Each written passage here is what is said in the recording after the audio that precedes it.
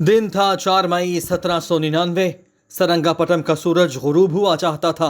दरियाए कावेरी की मौजें गजबनाक आवाजें पैदा कर रही थीं। उसके जस्ते खाकी को ढूंढा जा रहा था जिसने कहा था कि शेर की एक दिन की जिंदगी गीदड़ की 100 साला जिंदगी से बेहतर है। फिर वो ऐसे लड़ा कि हमेशा के लिए अमर हो गया।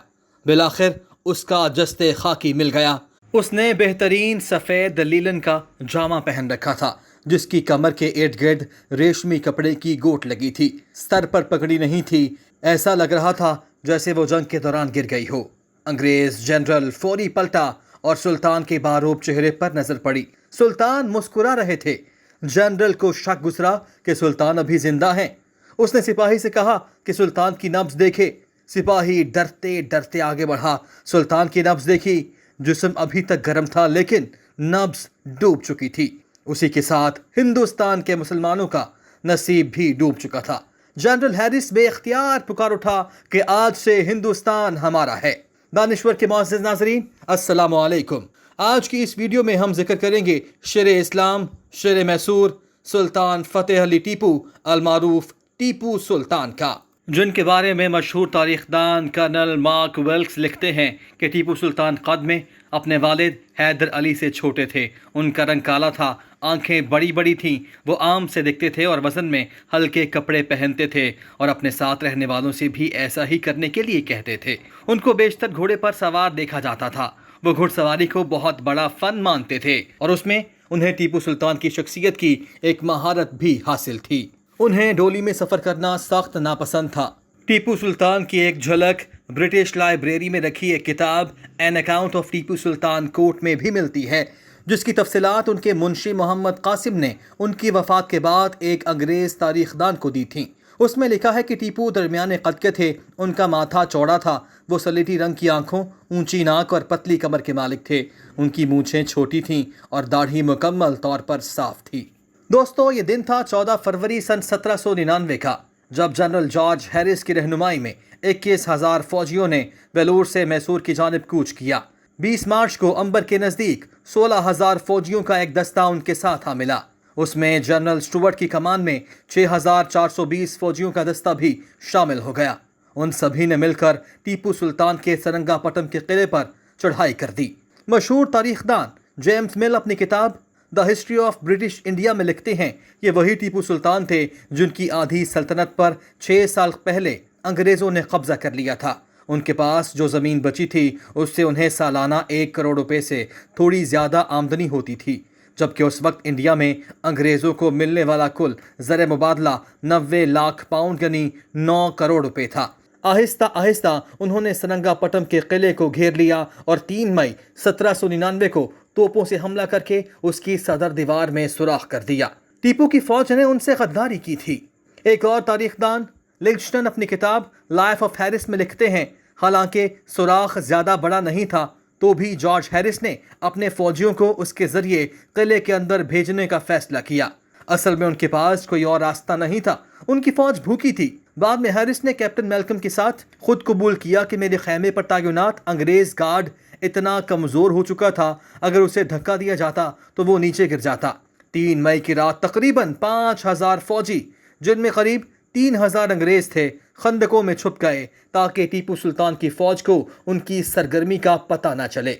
जैसे ही हमले का वक्त नज़दीक आया, टीपू सुल्तान से गद्दारी करने वाले शख्स मीर सादिक ने फ़ौजियों को तनख्वाह देने के बहाने पीछे बुलाया और अपना काम दिखा दिया। एक और तारीखदान मीर हुसैन अली खान किरमानी ने अपनी किताब हिस्ट्री ऑफ टीपू सुल्तान में कर्नल मार्क वेल्क्स के हवाले से लिखा है कि टीपू के एक कमांडर नदीम ने तनख्वाह का मसला खड़ा कर दिया था, इसलिए दीवार के सुराख के पास तैनात फौजी भी उसके पीछे चल दिए। उसी वक्त अंग्रेज़ों ने पीछे से हमला बोल दिया। उस दरमियान टीपू के एक बहुत वफादार कमांडर सईद गफ्फार अंग्रेज़ों के तोप के गोले से हलाक हो गए। किरमानी लिखते हैं कि जैसे ही गफ्फार की मौत हुई, किले से गद्दार फौजियों ने अंग्रेज़ों की जानिब सफ़ेद रुमाल हिलाने शुरू कर दिए। ये पहले से तय था कि जब ऐसा किया जाएगा तो अंग्रेज़ फ़ौज किले पर हमला बोल देगी। जैसे ही सिग्नल मिला, अंग्रेज़ फ़ौज ने दरिया के किनारे की जानिब बढ़ना शुरू कर दिया, जो वहाँ से सिर्फ 100 गज़ के फासले पर था।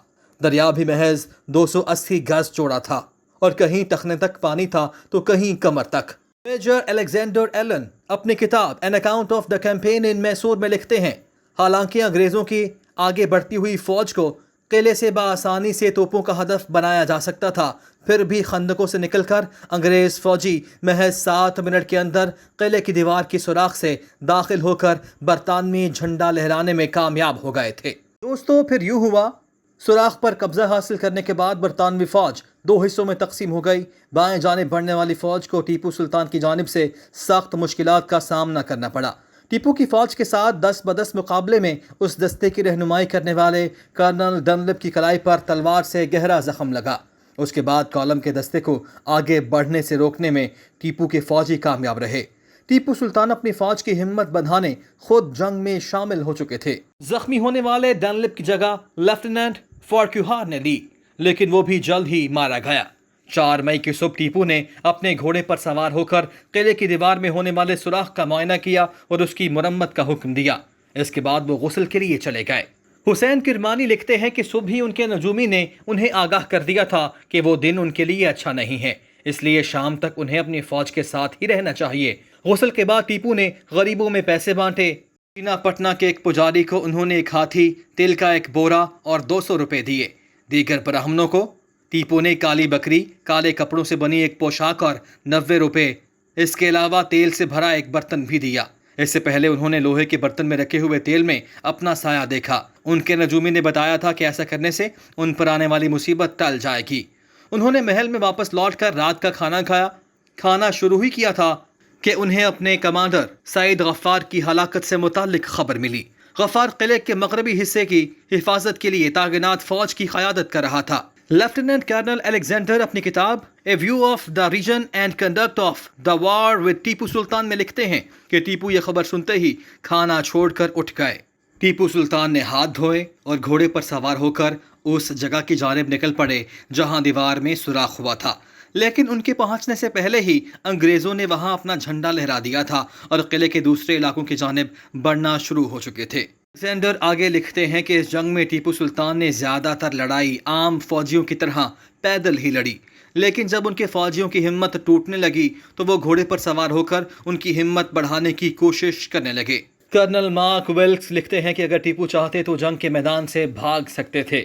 उस वक्त किले के कमांडर मीर नदीम किले के गेट की छत पर खड़े थे, लेकिन उन्होंने अपने सुल्तान की तरफ कोई ध्यान नहीं दिया। टीपू तब तक जख्मी हो चुके थे। जब टीपू सुल्तान किले के अंदरूनी गेट की जानिब बढ़े तो उनके बाएं सीने से एक गोली लगकर निकल गई। उनका घोड़ा भी मारा गया। उनके साथियों ने उन्हें डोली पर बिठाकर जंग के मैदान से बाहर ले जाने की कोशिश की, लेकिन नाकाम रहे। इस मौके पर टीपू सुल्तान से कहा गया कि अंग्रेज़ों से बात कीजिए, सुलह सफाई कीजिए और अपनी हार तस्लीम कर लीजिए। इस मौके पर टीपू सुल्तान ने कहा था कि शेर की एक दिन की ज़िंदगी गीदड़ की 100 साला ज़िंदगी से बेहतर है। टीपू सुल्तान को अंग्रेज़ों से बात करना नामंजूर था। टीपू सुल्तान के आखिरी लम्हात के बारे में अलेक्जेंडर लिखते हैं कि अंग्रेज़ नहीं जानते थे कि टीपू सुल्तान की मौत वाक़ई हो चुकी है। वो उन्हें ढूंढने महल के अंदर गए। पता चला कि टीपू वहाँ नहीं है। टीपू का एक सिपा सालार उन्हें उस मकाम पर ले गया जहाँ टीपू गिरे थे। वहाँ हर तरह लाशें और ज़ख्मी फ़ौजी पड़े हुए थे। मशल की रोशनी में टीपू सुल्तान की डोली दिखाई दी। उसके नीचे टीपू के बॉडीगार्ड जख्मी हालत में पड़े थे। उन्होंने उस तरफ इशारा किया जहां टीपू गिरे थे। बाद में मेजर एलन ने लिखा, जब टीपू की लाश को हमारे सामने लाया गया तो उनकी आंखें खुली हुई थीं। उनका जिस्म इतना गर्म था कि एक लम्हे के लिए मुझे और कर्नल वेल्सली को लगा कि कहीं वो जिंदा तो नहीं, लेकिन जब हमने उनकी नब्ज़ देखी और दिल पर हाथ रखा तो हमारा शक दूर हुआ। उनके जिस्म पर 3 और एक जख्म माथे पर था। एक गोली उनके दाहिने कान से दाखिल होकर बाएं गाल में धंस गई थी। उन्होंने बेहतरीन सफ़ेद लीलन का जामा पहन रखा था। एक बाजूबंद के अलावा जिस्म पर कोई जेवरात नहीं थे। वो बाजूबंद असल में एक चांदी का तावीज़ था जिसके अंदर अरबी और फारसी में कुछ लिखा हुआ था। इस मौके पर जनरल बेयर्ड ने टीपू की लाश को उन्हीं की डोली में रखने का हुक्म दिया। दरबार को पैगाम भेजा गया कि टीपू सुल्तान अब इस दुनिया में नहीं रहे। उनकी लाश पूरी रात उनके दरबार में रखी गई। दोस्तों, अगली शाम को महल से टीपू सुल्तान का जनाजा निकला। उनके जनाजे को उनके ज़ाती मुलाजिमीन ने उठाया हुआ था। उनके साथ अंग्रेज़ों की 4 कंपनियां भी चल रही थीं। बरतानिया की नेशनल लाइब्रेरी ऑफ स्कॉटलैंड में रखे दस्तावेज़ात के मुताबिक journal of the war with Tipu में लिखा है कि उनके जनाजे के ठीक पीछे शहजादा अब्दुल खलीक चल रहे थे। उनके पीछे दरबार के अहम एहलकार थे। जिन सड़कों से जनाजा गुजरा उनके दोनों जानिब भीड़ लगी थी। लोग ज़मीन पर लेटकर जनाजे को खिराज अक़ीदत पेश कर रहे थे। लोग ज़ोर ज़ोर से रो रहे थे। टीपू सुल्तान को लाल बाग में उनके वालिद हैदर अली की कब्र के बगल में सपुर्द खाक किया गया। फिर दोस्तों, टीपू सुल्तान के मरने के बाद अंग्रेज़ फ़ौजियों ने सरंगापटम को बुरी तरह लूटा। फिर भी टीपू का तख्त, हाथी पर बैठने की चांदी की सीट, सोने और चांदी से बनी प्लेटें, जवाहरात से जड़े ताले और तलवारें, महंगे कालीन, रेशम के बेहतरीन कपड़े और जवाहरात से भरे 20 बक्से आम फौजियों के हाथ नहीं लगे। टीपू की बेहतरीन लाइब्रेरी को भी कोई नुकसान नहीं पहुंचा, जिसमें तारीख़, साइंस और अहादीस के बारे में अरबी, फ़ारसी, उर्दू और हिंदी ज़बानों में 2000 से ज़्यादा किताबें थीं। अंग्रेज़ फ़ौज की जानिब से एक हीरे से बना सितारा और टीपू की तलवार वेल्सली को पेश की गई। मेजर अलेक्जेंड्रा एलन ने अपनी किताब an account of the campaign in Mysore में लिखा कि हैरिस ने टीपू की एक तलवार और सुल्तान के तख्त में जड़े शेर के सर को विंडसर कासल के ख़जाने में भेज दिया।